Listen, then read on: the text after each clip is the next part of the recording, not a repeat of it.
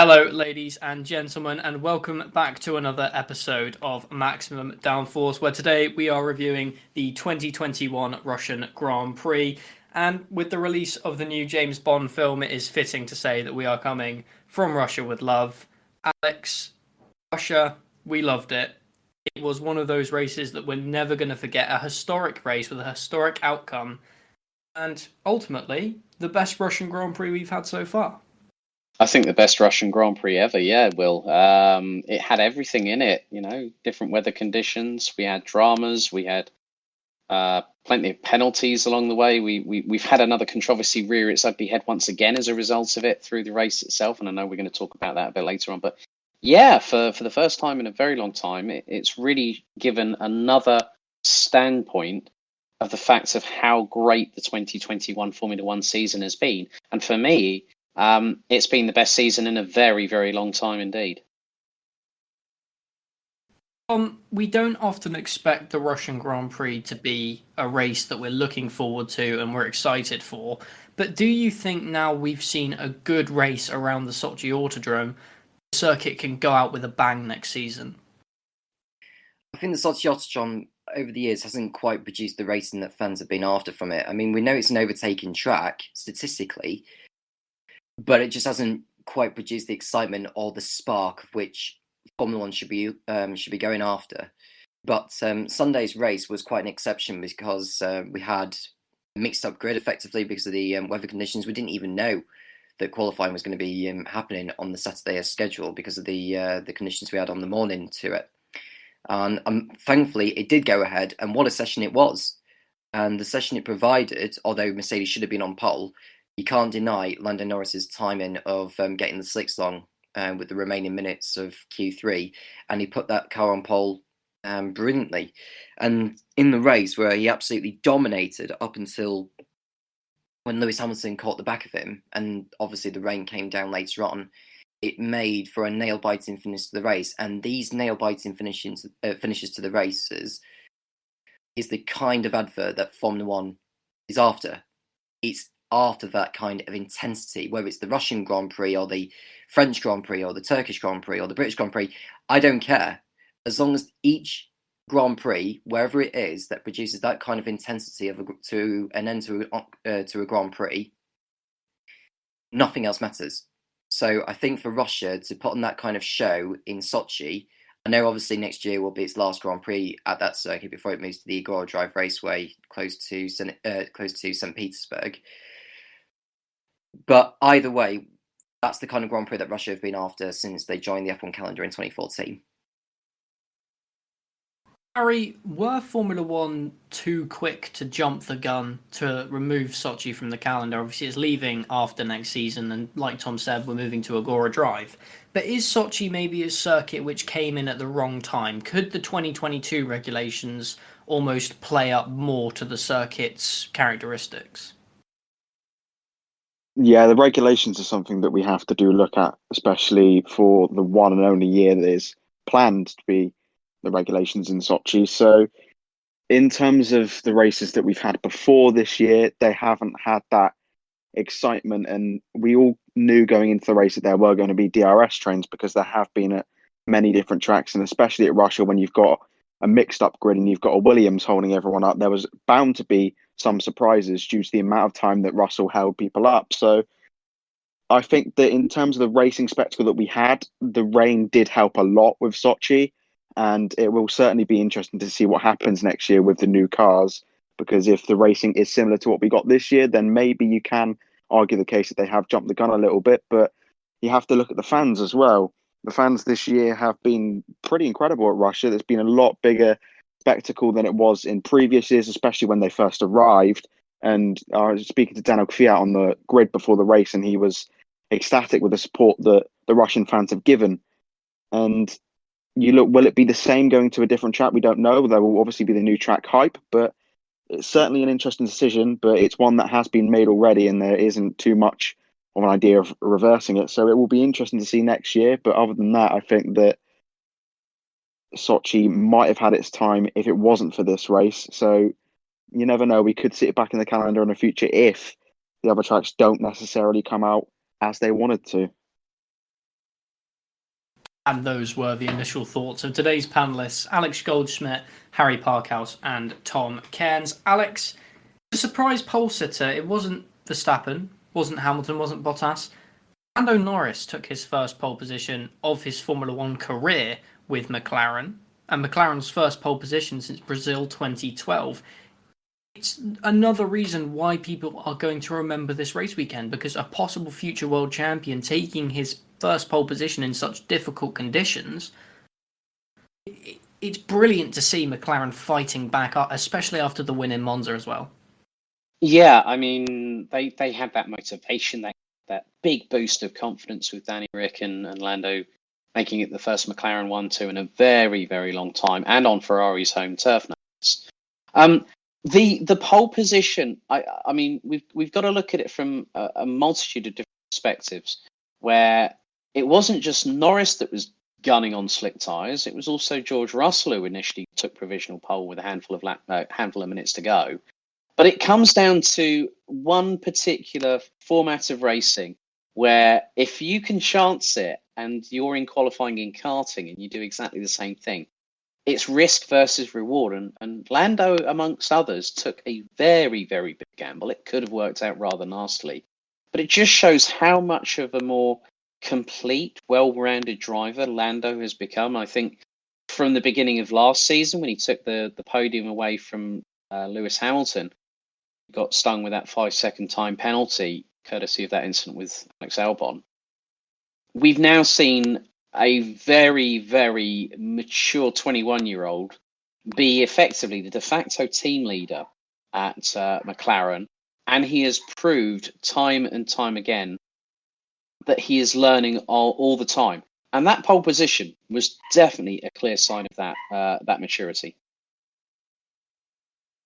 Now, meanwhile, one of the other British drivers on the grid, we'll get to George Russell later, but the 7-time world champion Lewis Hamilton, Harry, his qualifying session didn't exactly go to plan. He went off in the pit lane, hit the wall, meaning he not only held himself up, but also his teammate Valtteri Bottas, forcing both Mercedes cars to only do one lap in qualifying, which ultimately you could say cost them pole position. Now, on his flying lap, Hamilton, although he was nowhere near close to pole position, he spun in the final sector, and you could just tell he was not happy.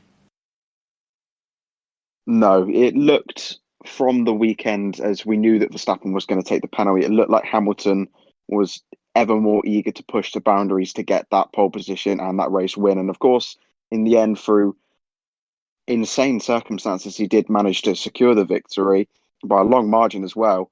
But the fact of that pole position did hamper him. Of course, we knew Norris started on pole, and in Sochi, it's probably not the best of places to start on pole position, going down to the run to turn 2. But when you're a Mercedes and you getting piled behind from Lance Stroll, and you look at George Russell was there as well, Sainz ahead, Norris, it doesn't bode well for the race, especially when we know how difficult it is to follow cars within the DRS train. And he did not look comfortable on the qualifying lap. Either he was pushing way too hard because of the conditions, or I'm not too sure, but it did look like something was slightly off with Hamilton on the Saturday. But I believe that P4, to be honest, and obviously Bottas taking the penalty afterwards, it could have been a lot worse from what happened with Hamilton, considering the 2 incidents that he had, to get P4 still and then go on to secure the race victory in his 100th win in Formula One. It certainly wasn't a bad weekend, but it wasn't his best either. It wasn't flawless. And you think that probably Verstappen, out of the two drivers between Hamilton and Verstappen, Max might well be the happier, considering where he started in the result and the fact that he's only 2 points behind in the championship now.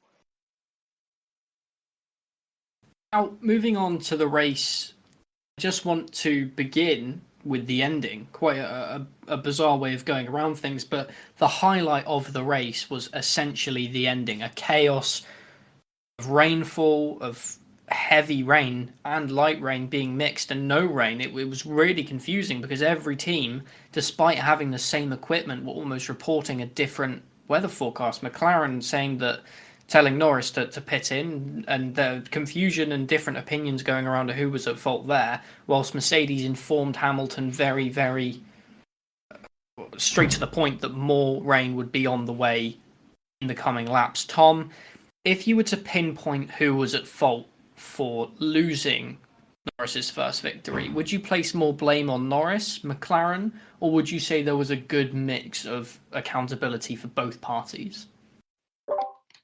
Well, as a team, you win as a team and you lose as a team. And I think it was a mixture of the two, if I'm honest with you, because whilst Lando may have felt like the conditions were okay, what he didn't realise was that how bad the rain was coming, or how quickly it was coming, and the intensity of it.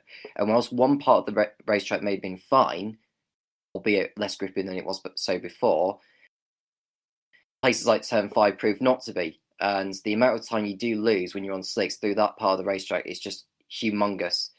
So I think Lando, on that occasion, should have listened to what McLaren have said, but it's hindsight because the team isn't always right and the driver isn't always right at the same time. So you've got to use your gut instincts, but you've got to be smart with it. And I think McLaren needed to be firmer with their decisions in order to convince Lando that whatever they choose to do is the right decision. Now, McLaren, if you remember, they had a slow pit stop for Daniel Ricciardo in the race, and that really could have been costly for him, but nothing in comparison to what cost Norris by staying out that extra lap on the slicks when he should have come in. So I think for McLaren, for future reference, I mean, rain doesn't happen too often in Formula 1 races. We all know that. But I think sometimes when it rains, you've got to know when is the right time to be coming in. Because sometimes you can come in for intermediates and burn them out too soon. That way you don't get the grip that others will do should they stay out for an extra lap. So I think for Norris, I think it's a mixture of the two, if I'm honest with you. I think McLaren are partly to blame for not being firmer with their decision of telling Norris to come in. And I also blame Norris for not following their instruction because they had the weather radar information, unlike Norris. So Norris should have followed them. Alex, do you agree with Tom here? Yeah, 100%. I think it was blame is apportioned to both sides because it should have been if Andreas Seidel had put the order through and said, right, you need to get Lando to pit. If Lando hadn't listened, I think what should have happened, and this has happened with Mercedes quite a few times, where James, their chief race engineer, goes on the line and says to either Lewis or Valtteri, gives them an instruction and says it's a team order. Andreas should have been that person to maybe have made that call and said, right, okay, well, we need Lando in. We want to win this race. We want to on the bounce. We want to keep this momentum going. But I think Lando having used, coming back to obviously what Tom mentioned there about the weather radar, I 100% agree because it is about the team game. Let's not forget that Lando could have been third in the championship ahead of Bottas had he won the race, quite clearly. And that would have strengthened McLaren's position within the team's championships as well, because they're looking to chat. I mean, they're let's be completely honest here. They're not on the same level as what we see with Mercedes and Red Bull, who are nip and tuck in the drivers' championship between Lewis and Max, and then also the team's championships coming this round. It's been more of a pendulum swing, which is what people have enjoyed this year. But I think really McLaren should have been more forceful and re-instigated it and said, no, Lando, you need to come in. And if they'd have said exactly this, because if they have the same equipment as Mercedes, and they could have preempted in saying, Lando, we don't think this race is this rain's going to stay as it is. You need to come in. It's going to get worse. And I think looking at it from Lando's perspective, from a driver view, when the rain initially started coming down at turn 5, it wasn't as bad. Okay, yeah, Lando and Lewis both nearly spun around coming through turn 5. But the minute they got back onto the dry tarmac, that was why I think Lando had firm self-belief. He thought maybe I can stick this out to the end of the race, but then he got caught out. And as they say, hindsight is a wonderful thing. But yeah, I think both McLaren and Lando are just as culpable for what's happened, and I think that they're all going to learn from this and come back a bit stronger. Now, Harry, probably the main person who gained from this, there's no doubt about it. Lewis Hamilton, 100 Grand Prix victories, the first ever centurion when it comes to race wins. It's even just from me saying this, it's unthinkable what Hamilton has done over his time in Formula One, and it's a fantastic achievement for him as not only a driver but as a person as well. Yeah, this is truly remarkable. You looked at back when Schumacher was setting his records and that final sort of records when he was setting at the end of his career, you thought no one's ever going to beat this. It's too much. It can't happen. And then to see Lewis almost every week, it seemed like last year and coming into this year as well, it seemed new record was being beaten each year. And 100 race wins is truly unfathomable. The fact that he's done that, he's had a long and tenuous career, and of course, people will say, "Well, there's obviously been more races, and there's been more races during the calendar season," but that doesn't exclude the fact that he has been dominant in the Mercedes car and back when he was in the McLaren as well. It doesn't change the fact that what we are witnessing now is one of the greatest drivers we will ever see within the history of our sport. Not necessarily through the past, but also in the future. Is there anyone who is going to beat Hamilton's records? That's the question. That's the question we have to ask now. We asked it about Schumacher. Now we'll ask it about Hamilton. Is there ever going to be anyone as close to Hamilton? And it goes back to the sort of the comparison between Schumacher, you look at your Prost, you look at your Sennas as well, even back to Fangio. How would they have done compared to Hamilton? And we'll never know. They were in different cars. I saw Sebastian Vettel speaking about it earlier or yesterday in an interview saying that they might have been terrible in the modern cars because they would have been too quick, and these drivers might have been terrible in the older cars because they would have been too unstable. You will never know who really is the best driver of all time, which is why at the moment the drivers we have on our grid we need to cherish. We need to look at Lewis Hamilton and his achievements and say what he's done even in Sochi today or this weekend. It was truly incredible how he's managed to put on this resilient face at his age and still fight for these championships every year. We'll go into even next year. We'll say probably Hamilton will be the favourite, even if he doesn't win this season. We know Mercedes are going to come with a strong car. We know Hamilton's going to be fighting, and we truly have to watch what Hamilton's doing and cherish the moments that we have at the moment and how dominant of a British driver we have on our hands as well, Lewis. Now, Mercedes had a weekend of two stories because on one hand, record-breaking, monumental story of Lewis Hamilton reaching 100 Grand Prix wins. On the other hand, Alex, Valtteri Bottas was given an engine penalty, his fifth power unit of the season, despite taking one at the race before.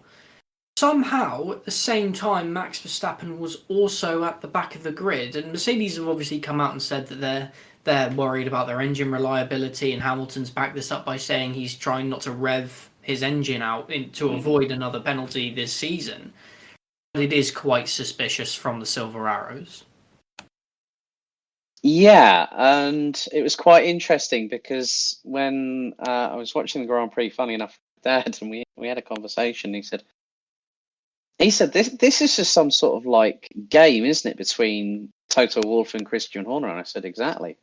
I said because I said what they could have done is they could have kept Valtteri at the front of the grid. He could have stayed where he was, and chanced it. But looking at it from this perspective, there was a lot of thoughts on social media about how people were thinking, well, this is just another ruse from Mercedes to try and block Verstappen from getting through. Well, we found out that within 7 laps, Verstappen had got past Bottas through turn 4 rather easily, I might add. So I think, there is so much, so many conspiracy theories going around. Everyone seems to have their opinion at it, and rightfully they're entitled.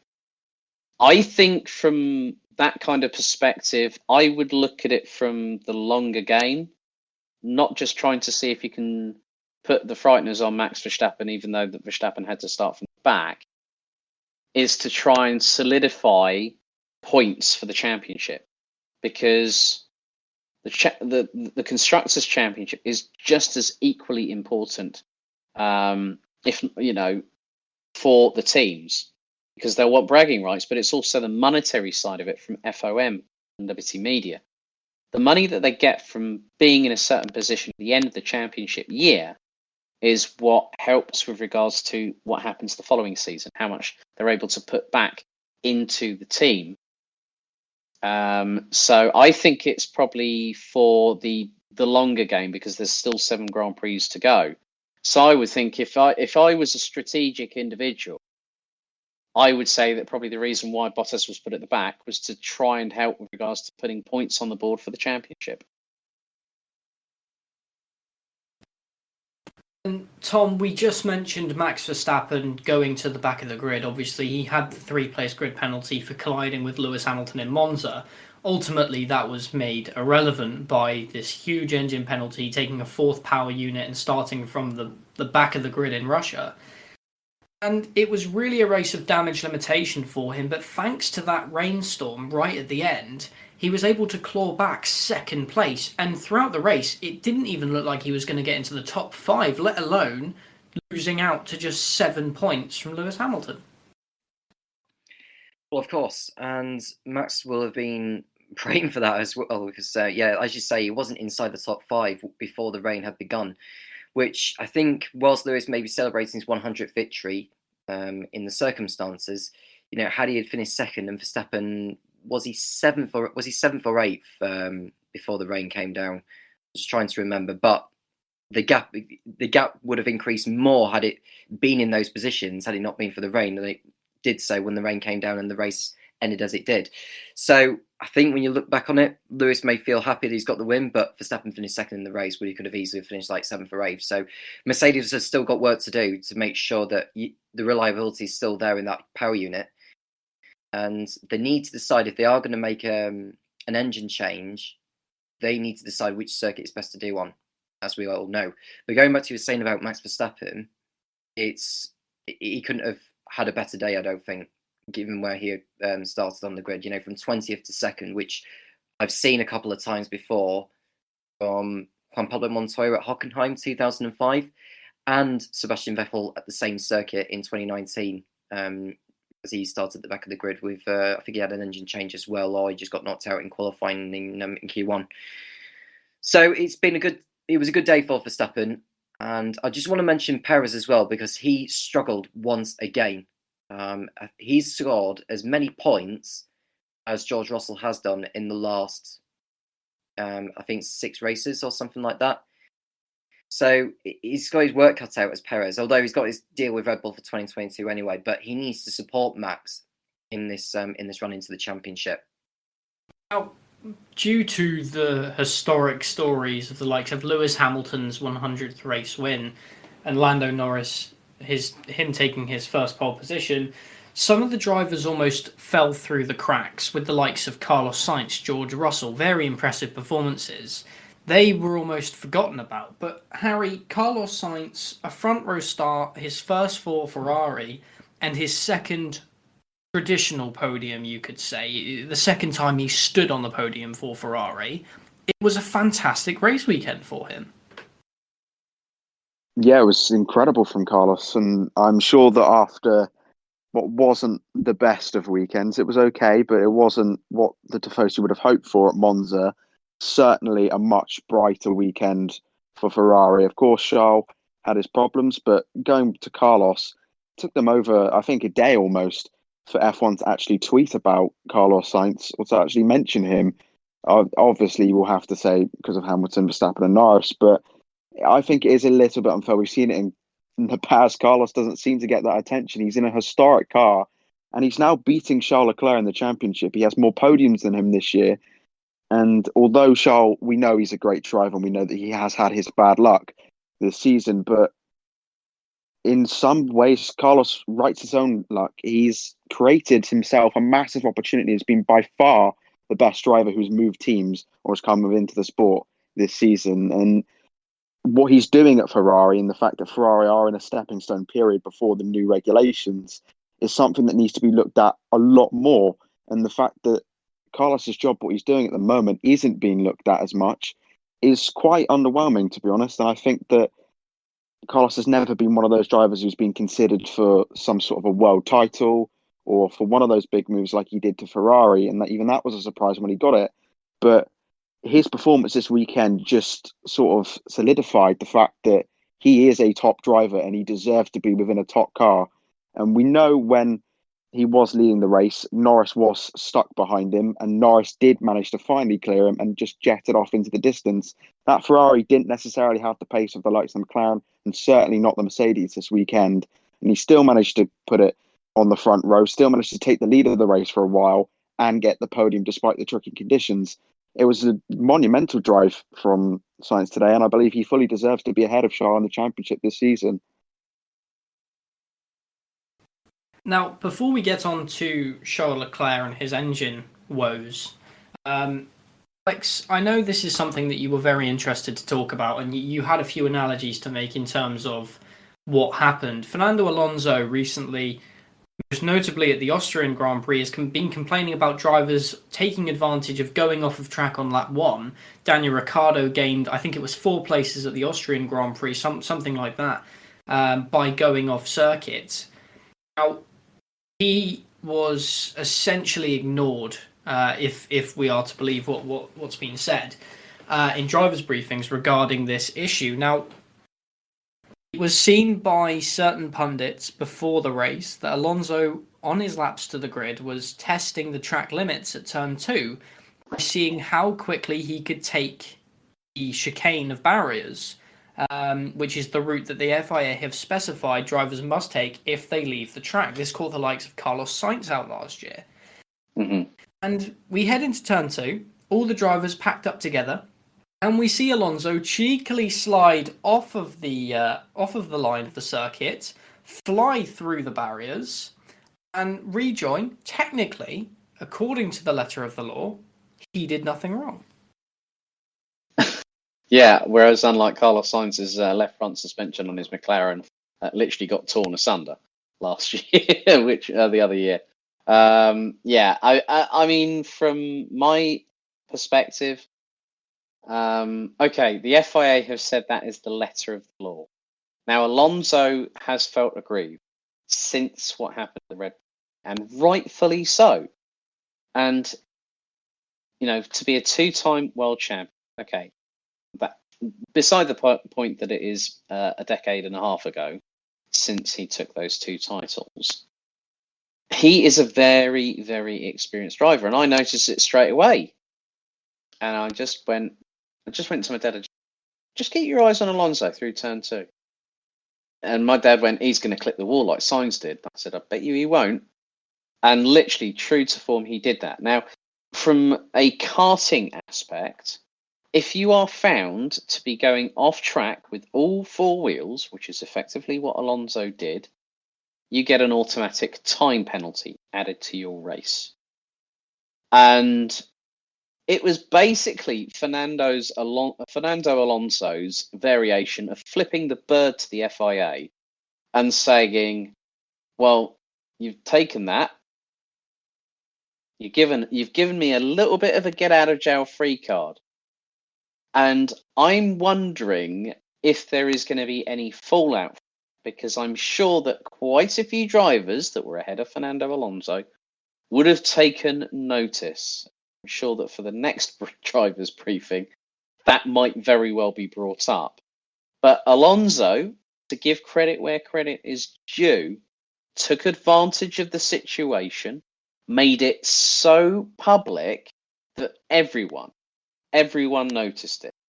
Big talking, very much like when he called the Honda engine in his McLaren a GP2 engine a couple of years ago, if people remember. So Fernando Alonso is a very, very, very shrewd, very intelligent. We've seen that through a number of seasons, through Formula One, 2007 being one of them. And also, you know, we are seeing, I think, Fernando Alonso at his very, very best, probably in terms of how he's conducted himself. But to take an advantage of a situation like that, I wonder if the FIA are probably looking back at it, Will.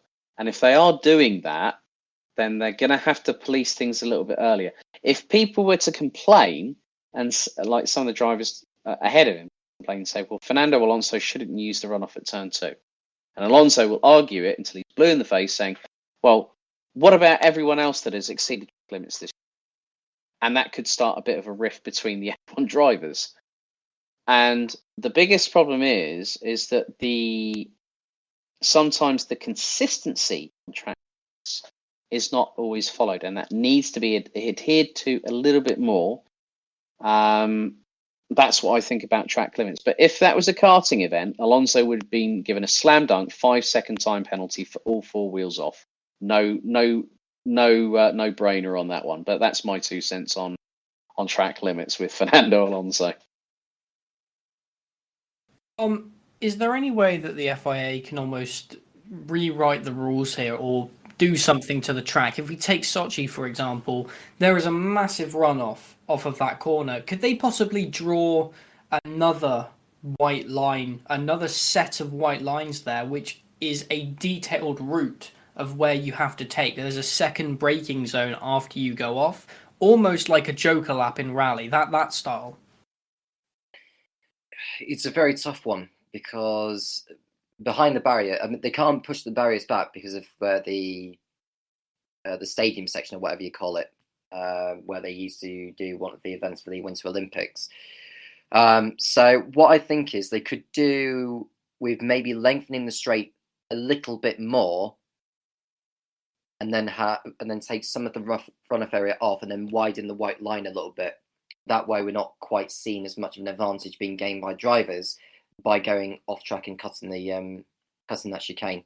Something does need to be done. I mean, I'm not saying. I mean, could grass be a solution?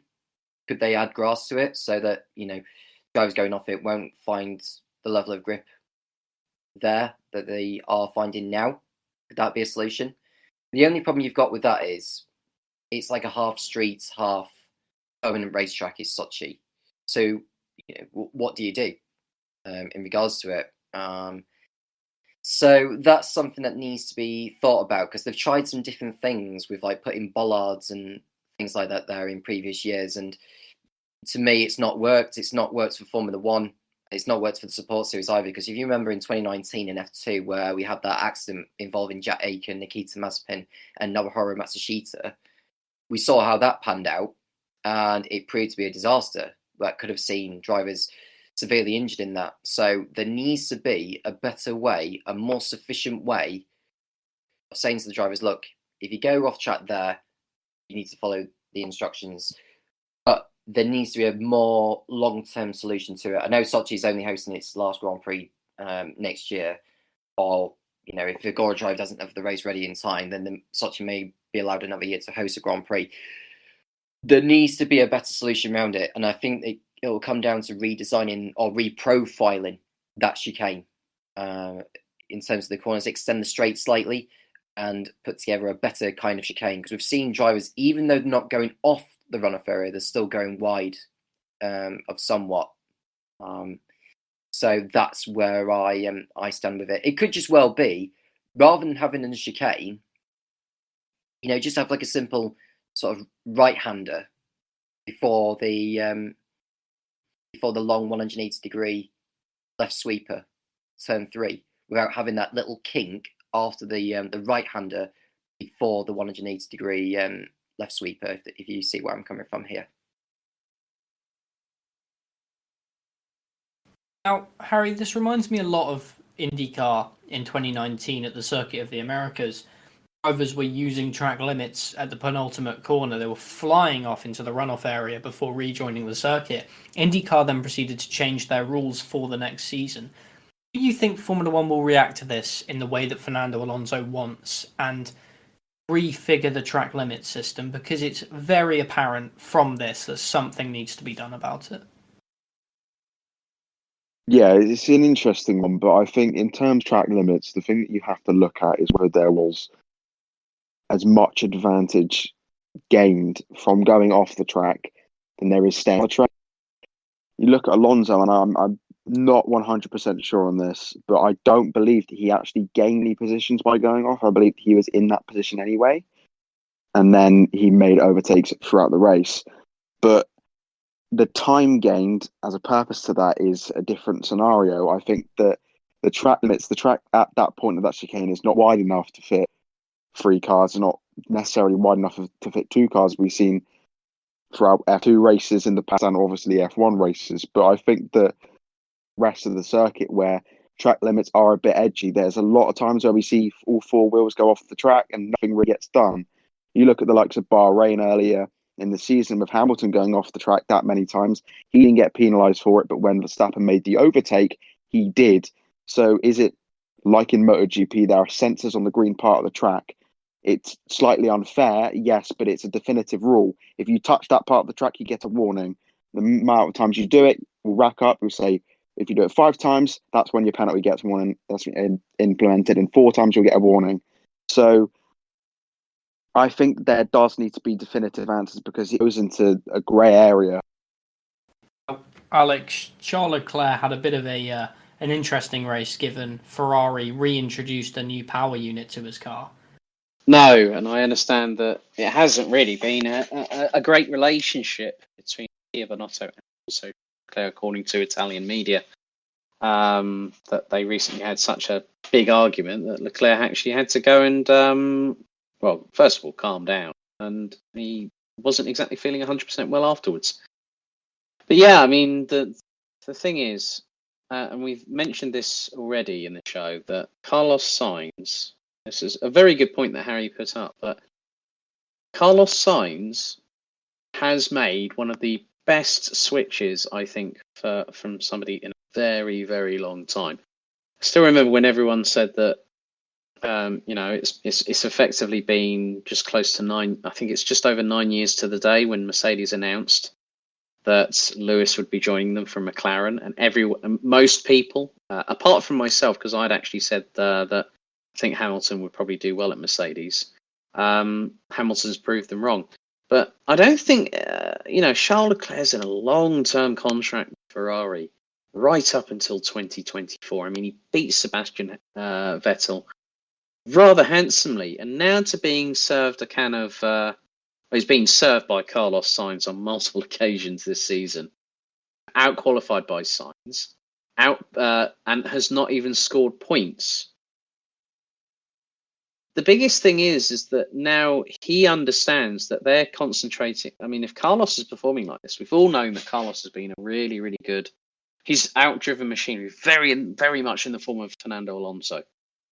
I think Charles Leclerc is going to have to sort of resign himself to the fact that I need to regroup. I need to get back on to level terms, maybe slightly better terms than what I am this season with the machinery that's under me, because Carlos will get behind the wheel of a car that's not performing and drive it beyond its capabilities. I mean, put it on the front row, got a slow start, but managed in the second phase of the start to send it up the inside of Lando, going into turn 2 for the first time. So yeah, Charles Leclerc is.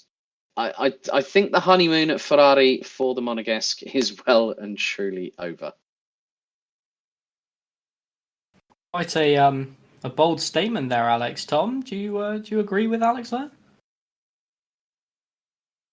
I think Leclerc's still got more to prove. I mean, I remember when he was discussing in a Beyond the Grid podcast, he was speaking to Tom Clarkson about it, and he feels that Ferrari have to sacrifice 3rd place in the constructors to have a better car for next year. Then great.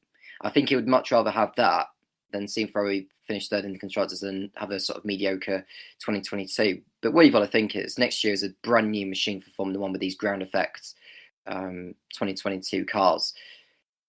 Ferrari know that they've got the horsepower advantage back now for what they were so... what's the word? Inferior. Ferrari was so inferior last year with their power unit, but now obviously this year it's a much better power unit, which has helped them progress. They need to take that extra step now to take the fight to Mercedes and Red Bull. And it's the same with McLaren. But going to be saying about Charles Leclerc, do I think his honeymoon's over in Ferrari? No, not by any means. Absolutely not. I think there's more to come from Charles than what we've already seen from him. There have been races in the past which he should have won. I mean, Monaco, he perhaps maybe should have won the race. Had he taken the start. Baku was more of a lottery given how the race went, but he didn't have the race pace in comparison to Mercedes and Red Bull anyway. And he nearly won at Silverstone as well, so we can't forget that. And had he not got caught up in the first lap mayhem in Hungary, he may have won. So there's been chances this year where Charles Leclerc has missed out on victory, which I've got a feeling Ferrari will win a Grand Prix this year. Whether it'll be Charles or Carlos that does it remains to be seen. And who knows, it could be at Turkey next time out. So I think, without going overboard, Alex, I think Charles Leclerc is still a very, very talented individual with more to prove at Ferrari, and I've got a great feeling that he can do it. And meanwhile, the other Ferrari-powered cars on the grid, Kimi Raikkonen in the Alfa Romeo, he returned to the pack after testing positive for COVID-19, and he settled with P8. Alex, it was quite a good job by the Finn, especially returning after 2 races out. So yeah. Yeah, after Robert Kubica replaced him for the last couple of races. I mean, it was just Kimi back on top form. You know, he's very, very experienced individual. I think that's one of the things that Alfa Romeo are going to miss when he moves on. Decided to leave Formula One at the end of this season and be replaced by Valtteri Bottas. But yeah, Raikkonen just showed he was just concentrating on getting points for the team. There have been flashes of brilliance from both Kimi and also from Antonio Giovinazzi. Giovinazzi didn't really have a great run at Monza, having still put it on P6, and ended up having that slight contact with Carlos Sainz through the De La Roggia chicane. But yeah, Raikkonen, I mean, he's just as cool as a cucumber. We know we've come to know what to expect from Kimi. And again, he's another driver that's able to push the machinery beyond its limits, and yeah, just showed very, very good prowess. Didn't really put a foot wrong, and was one of the drivers that really wasn't talked about that much during the race either. And one more driver who wasn't really talked about much in the race after such a fantastic qualifying session, George Russell. Tom, he started third, ended the race not so high, ended the race in 10th, but even still, another point for Williams, practically securing their 8th place finish in the Constructors' Championship now. It's really impressive to see them doing so well. Of course, and after the last few years where they've just really, really, really struggled to, get out of Q1 or even Q2, they've really turned on the sails this year. And let's not forget Nicholas Latifi as well, who I feel has stepped up in some of the races as well. We all feared that he was just going to be walked over by George once again this year, which he has in some way, but not like he did so last year. But going back to what I was saying about George, he has most certainly outperformed the Williams machine. And that is why he's been given the job at Mercedes, because of, his long affiliation with the team and what he can bring into the Mercedes team. And it can only be good news for Mercedes with him being around, is an opportunity to continue the relationship with Lewis whilst George is there. And then when Lewis does eventually leave, they can keep hold of George in the long term and still keep that continuity, and that's good for Mercedes. But for Williams, it's going to be, can Alex Albon replicate what George has done? That's the thing. And I have to say, George has done tremendous in the last 4 races in 5, because Zandvoort, he missed out on a good opportunity to get a points finish, but had it not been for that accident in qualifying, he's just been splendid of a driver to watch. And I thought that he was going to get pole position at Spa. Had he got the pole position, he would have won the race, but in that wet shortened one at Spa. But in Russia, he got it right in qualifying, but just got outdone in the pit stops, really, which I don't think Williams were expected to be on the podium. But to actually finish still in the points, despite the conditions that came in late on, I think, a point is not a bad result. Well, just wrapping up the show, taking it back to before the race had even begun, before the race weekend had even begun, Alex, continuing that James Bond theme, Aston Martin re-signed their drivers, and it wasn't really very surprising. So, I mean, coming to what you were saying about, Aston Martin re-signing Lance Stroll and Sebastian Vettel, I mean, everyone had sort of known that Sebastian was in for the long haul, and we got that impression when the initial launch happened. So it wasn't really a surprise to me. I was keeping my eyes on German media when it comes to German drivers or other championships, like, say, the DTM and stuff like that. But I felt it was a mere formality. And Sebastian Vettel has been on the podium this season for Aston. He's had that sort of chip off his shoulder that he had through the pressure Ferrari has been taken away from. And now through with a new team, well, a rebranded team, let's say, with Aston Martin. We've now had the news that Martin Whitmarsh is going to be head of Aston Martin Technologies. That just shows that with the apparent resign, well, which was really a formality, I think Aston Martin have done exactly the right thing. They need to keep the consistency of the drivers. We all know that Sebastian is in the same age bracket as Lewis Hamilton for this stage of his career. He's a 4-time Formula One champion, and a team like Aston Martin have moved forward. Last year was a very, very well. I mean, when we had the whole the pink Mercedes issue when the team when it was known as Racing Point, but if you have someone like Sebastian with you, you're going to have someone who's going to have that fine attention to detail, will understand what the car's going to do, provide detailed analytical feedback, and he will debrief with the team for as long as it's needed to get the results. And the car has started progressing, and that's a really good sign to see ahead of the new 2022 regulation. So I think Aston Martin F1 team have done a very, very good job in securing consistency on the drivers. We know that Lance can still learn a lot. Lance has still made a few mistakes this year. Hasn't cost him his seat, but I think he's learning from it. We could see if we have the same conditions we had at Turkey last year, like we do this year. Don't count out Lance Stroll at all, because he might be up there getting another pole position for the second time in his career. But I think now with the strengthening of Martin Whitmarsh coming on board, and also the consistency of the driver lineup, I think it's a very, very good standpoint for Aston Martin to be in right now, Will. And Tom, it was really the same case with Haas, them re-signing their drivers. It was more of a formality than anything else. Yeah, and I think the fact that, they want to continue their driver line, I think it's wise, because when you see two drivers adapt into a machine, you want to try and continue with it for as long as possible. And with these 2022 machines coming, they've got something to really assess on very, very well. And if all the eggs are pretty much in the basket for that, that can only be good news for the team. I remember when I was discussing with a few people in my podcast about how many points Haas could score next year, and I said in between 10 and 15. But the reason why I'd say that is because it's more about how often they score rather than how many they will score.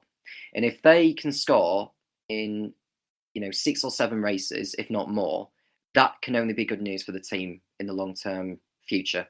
And I've got confidence that Mick Schumacher can do well, but I'll be interested to see how Nikita Mazepin gets on, because if you remember during the week, he did some charity work, actually, because if you remember that child of which who was disabled got the opportunity to come into the paddock and then get into the garage in Sochi. He had a sit down in Nikita's car. That was obviously very touching of Nikita. He needs to use occasions like that to motivate himself, and I think he can do it. It's just he needs the machine to do it, and in order for results to come in, it requires a combination of man and machine to achieve that. So for Haas next year, I kind of expect them to sort of make the rise back up in the same way which Williams did so last year and this year. In terms of how much, remains to be seen. But I think that will be good news for Mick Schumacher. And I think if Mick Schumacher does well next year in that Haas car, which could elevate him into a seat at either Alfa Romeo or Ferrari or wherever, that can only be good news for German motorsport, because, as you well know, Alex and Will, there's no German Grand Prix on the F1 calendar. And the amount of demand for a German Grand Prix isn't so high like it is in Zandvoort, because apparently, according to what the Formula One CEO Stefano Domenicali has come out and said, the next 3 races in Zandvoort are sold out, whereas in Germany, there's hardly one that's sold out. There we go. Thank you very much, guys, for joining me for another episode of Maximum Downforce. That is unfortunately the end of the show. I want to thank Harry Parkhouse, Tom Cairns, and Alex Goldschmidt for appearing on the show, and especially I want to thank you for tuning in. Remember, if you want to go and check out any of our social media, it is Downforce Radio on Facebook, Instagram, and Twitter, or you can check out the website downforceradio.uk to look at the radio station and also the latest and greatest news articles from the world of motorsport. Thank you very much for listening. I hope you're having a wonderful morning, afternoon, evening, whenever you're listening, wherever you're listening. Thank you very much. Have a wonderful day, and goodbye. Go, go, go! Anytime and immediately!